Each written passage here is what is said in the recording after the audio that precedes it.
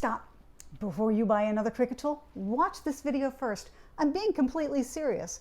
If you're brand new to Cricut, you do not need everything TikTok told you to buy. Why should you listen to me?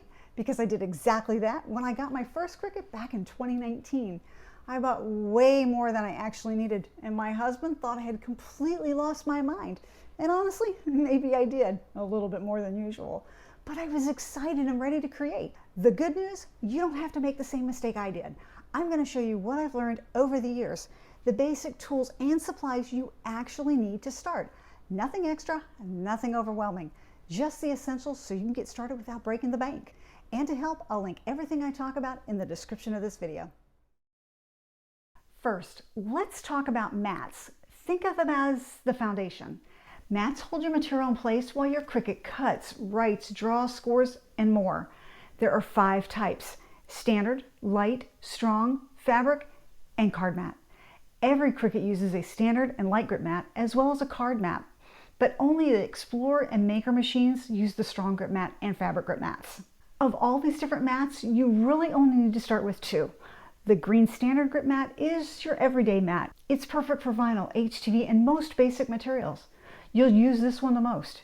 The blue light grip mat is for delicate materials like cardstock, copy paper, or vellum. It holds the material in place without tearing it when you go to remove it from the mat. And as an FYI, the purple strong grip mat is for heavier materials like wood, fixed cardstock, or specialty materials, while the pink fabric mat is just for that fabric. Unless you have the Cricut Explorer or Cricut Maker and you plan to work on heavier materials or fabric right away, you can hold off on picking the purple and pink mats up to start off. Now, there is a way to get around having to use a mat. There's something called smart materials. You don't need a mat with them because smart materials feed directly into the machine. Smart materials are great for making large, long projects in one cut. Check pricing on both regular vinyl versus smart vinyl. I found that it's cheaper to purchase regular vinyl, but it really depends on what you're wanting to make and how big or long that project is. I'll be honest, I don't use smart materials very often, even though I bought a bunch when it first came out. Why? Because I personally feel like there's a lot of waste. I ended up not making a lot of large, long projects. That said, if you want to try smart materials or already have some, here's my best tip. Save your scraps, no matter how big or small. Seriously, keep them all, and that goes for regular vinyl as well. I store my scraps in boxes by type, permanent, removable, or HTV. One thing to remember though about smart material or regular vinyl scraps, you'll need to place them on a mat to use, but it's totally worth it. Saving your scraps helps you get the most out of what you paid for, saves money, and reduces waste. So if you plan to use smart material, grab at least the standard grip mat to get started. It's important to know that mats can be cleaned, and just because they lose their stickiness doesn't mean you have to throw them out. Buying new mats can get expensive, and there are a few ways to clean them, but my favorite is warm water and a little Dawn dish soap. I'll link a video so you can see how that works. Let's go ahead and talk about materials. Cricut machines can cut up to 50 to 300 materials depending on the machine. Now, when they say up to 300 materials, keep in mind that HTV comes in plain, glitter, holographic, etc. Each type is a different material, and they're listed individually because each type has a different cut setting. Anyway, the truth is, you really only need to start with a few basics. Here are a few of the best materials you might want to consider using. Removable vinyl is perfect for things you might want to remove later. Think wall boards, mirrors, dry erase boards, or seasonal decor. Permanent vinyl is great for projects you want to last, like tumblers or mugs or outdoor signs or even car decals, because permanent vinyl stays put. HTV is heat transfer vinyl and is used to make t-shirts, totes, bags, sweatshirts, anything you impress with heat. Cardstock is great for cards, bookmarks, gift tags, cake toppers, and so many fun beginner projects, and great to have on hand. Handmade cards are way cheaper to make and way nicer to give to someone. Now, just because you have a Cricut brand machine doesn't mean you're limited to Cricut brand materials. Some of my favorite brands are HTV Ront, Tech Wrap, and Caesar, and are often more affordable. You'll find vinyl in rolls and sheets, and both work fine. It just depends on which one you have enough room to store. Transfer tape is what lifts your vinyl off the backing the vinyl comes on and lets you place it onto a project. You'll use it with both removable and permanent vinyl. So if you plan to use these materials, pick up some transfer tape. Now, transfer tape comes with grid lines, which is great for lining things up straight, and without grid lines, which can be better for larger designs or if you plan to sell decals. To me, no lines look more professional if you're planning to sell items. You can also get transfer tape in regular grip as well as strong grip. Regular grip is great for most of your vinyls, but strong grip is going to be better for textured or specialty vinyl. Which one you start out with depends on the type of material you plan to use. All Cricut machines come with a fine point blade. This will work for most projects, and blades typically last a long time.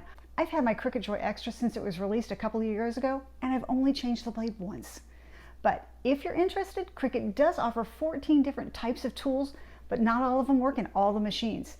If you're just starting out, you will probably only need the fine point blade your machine comes with, but there are options depending on the project you want to make. Now let's talk about tools that are going to make your life easier. We've already spoken about the top 3 tools you're going to want in addition to the blade that comes with your machine.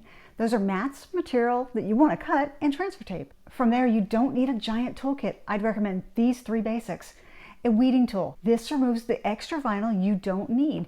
And there are a lot of options out there, but my favorite is the LED weeding tool. It makes it so much easier to see tiny pieces. I find it to be a game changer. A paper trimmer. This gives you straight, precise cuts. Look for one that has an extendable ruler. Of course, a pair of scissors would work as well. And a brayer. This is a roller that presses your material firmly onto the mat so you can get clean cuts. It also prevents bubbles and wrinkles.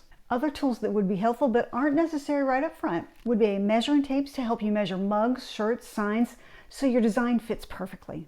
A scraper can be also helpful to smooth material onto your mat and make sure your cuts adhere well to your transfer tape, and you can use it to help remove debris from your mat.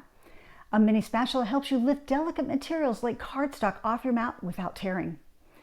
Having rubbing alcohol on hand is useful for cleaning mugs, tumblers, or glass before applying vinyl. It helps remove dust and oils so your vinyl sticks properly. And a vinyl scrap collector helps keep your workspace clean. And you don't need anything fancy. Some people use an empty Clorox container. I use my fingers. Whatever works. Now, if you want to make t-shirts, here are some of the basic things you're going to need.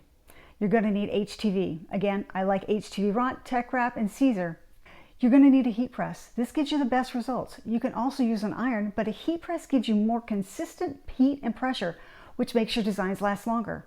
And heat presses come in small, medium, and large. Start with what fits your budget and space. You'll want to use a Teflon sheet, a piece of parchment paper, or even butcher paper to help protect your design and your heat press. It's always a good idea to have a lint roller on hand to roll your garment before pressing, because any tiny lint can affect how your design sticks. And a t-shirt guide will help you center your design perfect every time. Making stickers is one of the most popular Cricut projects because it's fun and easy to sell. The function to make stickers is called print then cut. A big misconception for new users is that a Cricut machine is a printer. In fact, it's not. Cricut machines handle the cutting part. Because of that, you'll need a printer to print your designs. Inkjet or laser printers both work. One of the most popular options is an Epson EcoTank inkjet printer because the ink lasts much longer than printers that use cartridges. You'll need sticker paper, of course. 2 of my favorite brands are Koala and Joiza. I just mentioned you can use an inkjet or a laser printer. You want to make sure you pick up the right sticker paper for the printer you have or plan to get. Not all sticker paper works with both inkjet and laser printers. Sticker paper comes in matte and glossy finishes. The type you choose depends on the finish that you want. And if you want to give your stickers more protection or make them more durable and waterproof, self-adhesive lamination sheets are great. Even if sticker paper says it's waterproof, I opt to add a lamination sheet. You can get them in clear and holographic for a cool effect. And finally, a felt ruler helps guide the lamination sheet on the sticker paper smoothly and helps reduce bubbles and wrinkles. Now again, you do not need everything at once. Start with the basics, learn your machine, make simple projects, and then grow your supplies as you go. Every Cricut expert you see today started exactly where you are, confused, excited, and figuring it out one project at a time. Before you leave, drop a comment and let me know what's the first thing you want to create. Stickers, t-shirts, tumblers, or something else. And don't forget to subscribe so you don't miss more beginner tutorials on shirts, stickers, and everything in between. Happy crafting, and I'll see you next time.